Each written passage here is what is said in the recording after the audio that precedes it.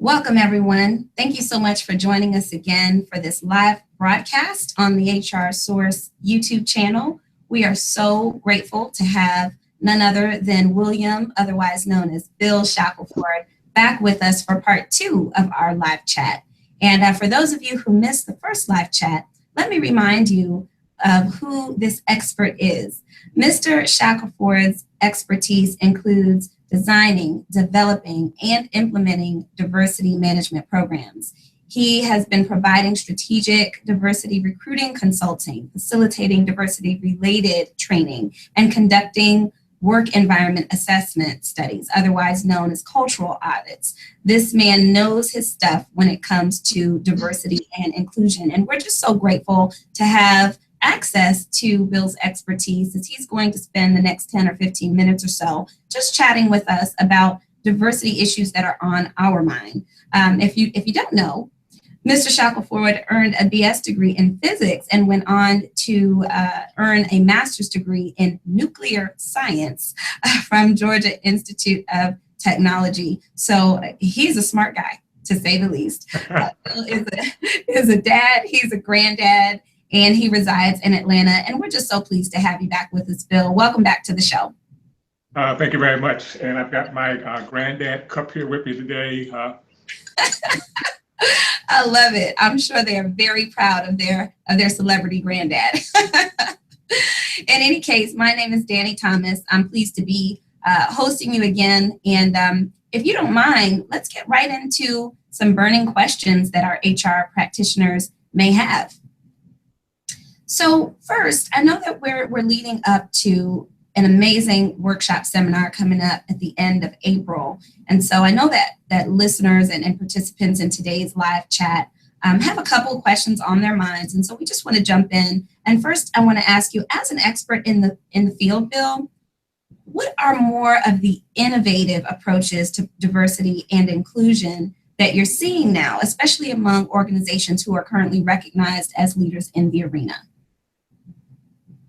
Well, thank you, Danny, for the introduction and for the question there. And good afternoon, everyone. There is a lot of stuff going on right now in the workplace. Innovation is the key thing for diversity as well. A couple of things I see that's happening that you should be aware of. First off, the whole issue around diversity, defining diversity in your organization. Everyone has a diversity definition. The innovative companies, innovative firms are also looking at the values, establishing values. They're also online, they're available, they're taught. All the employees are asked to live up to these values as well. There's accountability around them.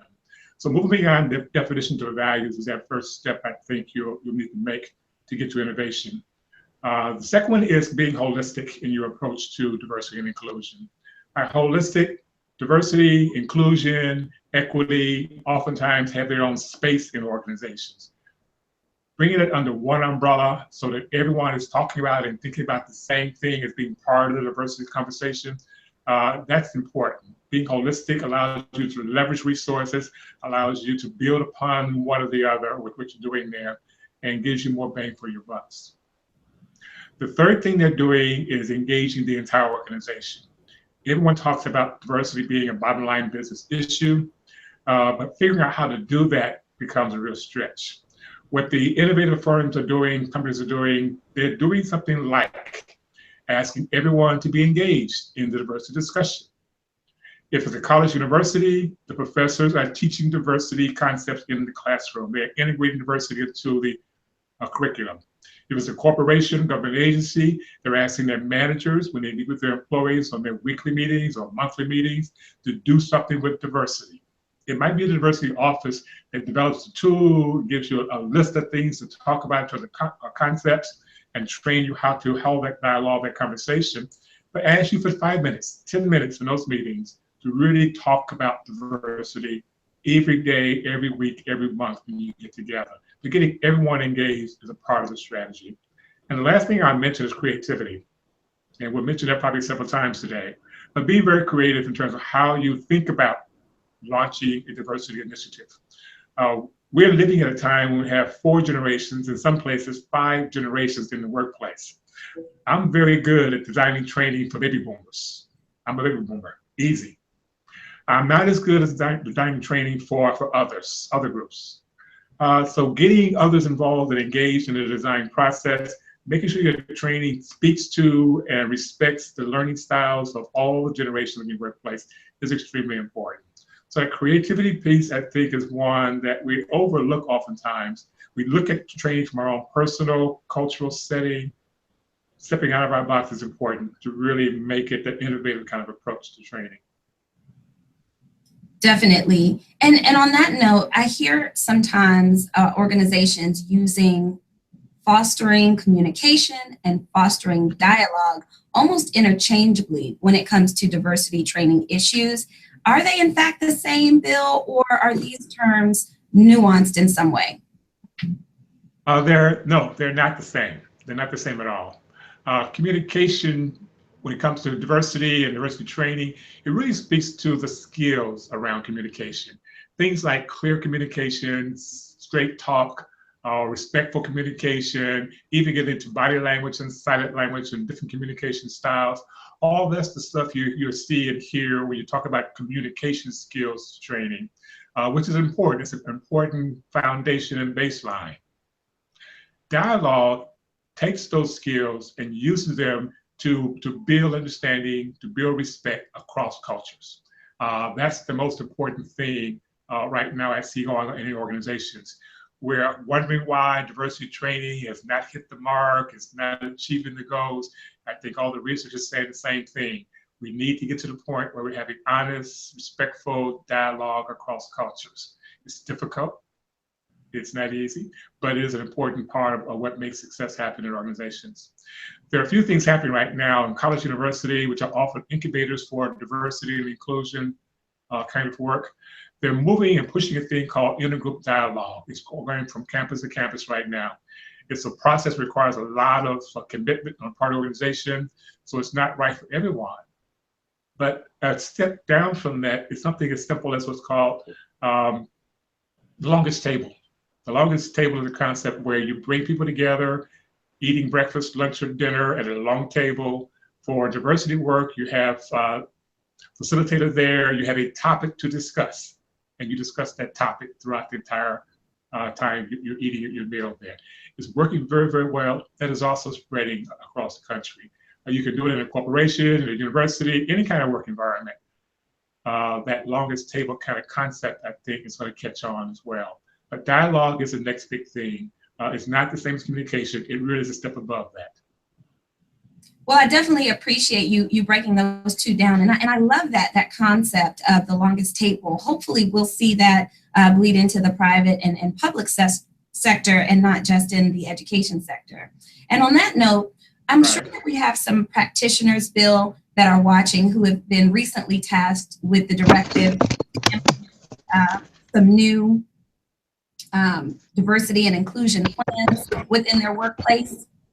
What resources are out there to help new managers with this directive? Where should they start? We've been using a design process for many years now. When we talk about developing an intervention for an organization around diversity and inclusion, the process is very simple, 4 steps: assess, develop, implement, evaluate. On the assess side, you're looking at assessing both the culture of the organization, which is that climate study or cultural audit you want to do, to give you baseline data around the organization and its culture, but also assessing the needs in terms of the developmental needs of the organization around diversity and inclusion. Doing those 2 pieces together gives you the data you would need then to do a great job of developing a process for your organization. On the developing side, 2 things I'll mention that are important. One, you want to make sure your development process is an inclusive process.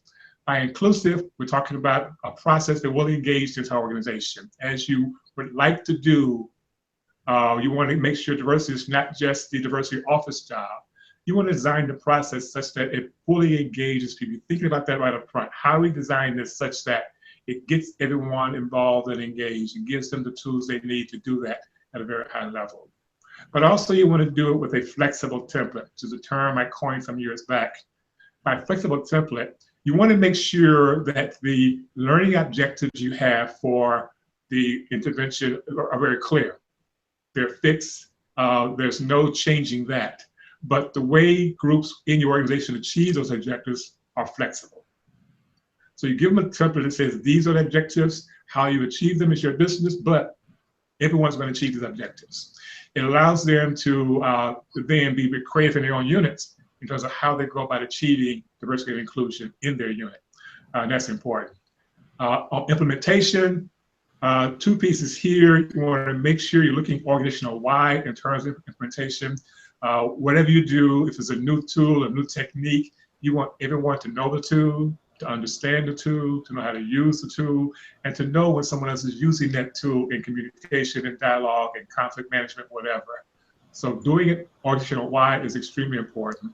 But to get there, sometimes it's necessary to do a pilot.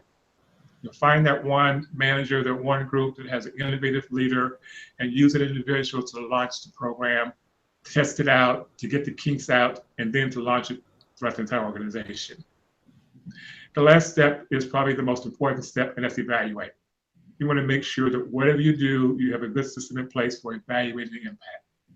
And you want to evaluate both the activity, what did you do, how much did you do, participation, if you wanted every employee to go through a training program, what percent went through is your participation piece there. And then impact. What was the actual impact? You're not just doing stuff for the sake of doing it. You're doing it for the sake of changing the culture. So did it have an impact? You need to be able to measure that as well. Those are the 4 steps: assess, develop, implement, evaluate. Do those 4 well, you're on the right track. Bill, that right there was worth the price of admission. That was an excellent breakdown. Thank you for that. I'm sure those HR practitioners who are watching definitely appreciate that. It's a great place to start. And on that note, you have a seminar, workshop rather, coming up at the end of the month of April.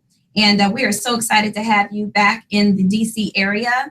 In fact, this seminar is entitled Tips and Tools for Designing, Developing, and Delivering Diversity Training That Hits the Mark. What should participants expect in this 2-day workshop? Well, Danny, I am looking forward to this training. This is going to be great. It's not going to be your typical diversity training, not at all. It's really designed for those who are leading diversity efforts and looking for new tools, new things to help enhance the impact they're having with their initiatives. So this program is designed just for you. And we'll do a couple of things there. The first thing we'll do is give you a proven process, a proven model for designing a diversity initiative.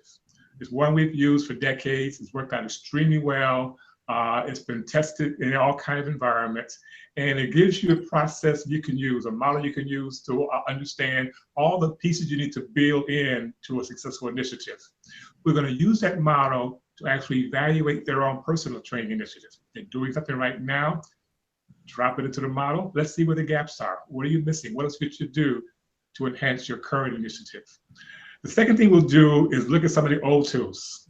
There are a lot of great tools out there that have been around for many, many years. For example, everyone knows Jane Elliott's work, the Brown Eyes, Blue Eyes experiment with young kids. Classic work. It's still relevant today. But the video that drives that training is an hour long. And it's difficult now to get an audience to sit still for an hour just to see the video. So what can you do to still use that kind of tool, but reposition it so that it fits today's environment? Bring in new technology to the things, get the people more engaged and involved in the video itself as it's going on. So that's the kind of thing we'll do with some of the older tools. Look at some of them, talk about why they were successful, and then give you some ideas and tips for students being able to use them in a different fashion. The last thing we'll do in this training is look at new tools, innovative new tools. And a lot of those are technology-driven, technology-based, but allowing you to really embrace technology. We know that in training, one of the biggest challenges is the cell phone. Getting the people to turn the phone off or put it on vibrate, and if you have a call, step out of the room.